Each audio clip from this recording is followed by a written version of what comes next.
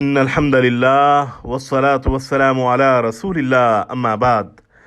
غزوہ بدر میں حضرت علی رضی اللہ عنہ نے اپنے مد مقابل ولید بن عتبہ اور حضرت حمزہ رضی اللہ عنہ نے اپنے مد مقابل شیبہ بن ربیعہ کو جہنم رسید کیا۔ پھر حضرت عبیدہ بن حارث رضی اللہ عنہ حضرت علی اور حضرت حمزہ رضی اللہ عنہم سے مل کر عتبہ بن ربیعہ کو جہنم رسید کرتے ہیں۔ اللہ تعالیٰ نے ان تینوں صحابہ کرام کی فضیلت میں آیات نازل فرمائیں۔ حضرت ابو ذر غفاری رضی اللہ عنہ سے مروی ہے، قرآن مجید کی آیت ہذان خصمان اختصموا فی ربہم کہ یہ دو فریق ہیں جنہوں نے اپنے رب کے بارے میں جھگڑا کیا۔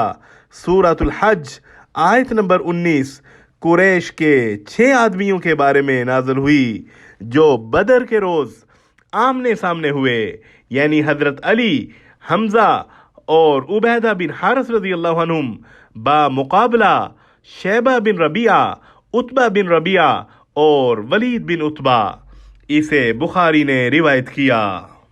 غزوہ خیبر میں حضرت علی رضی اللہ عنہ نے آن کی آن میں مشرکوں کے مشہور جنگجو مرحب کے 2 ٹکڑے کر کے قلعہ فتح کر لیا۔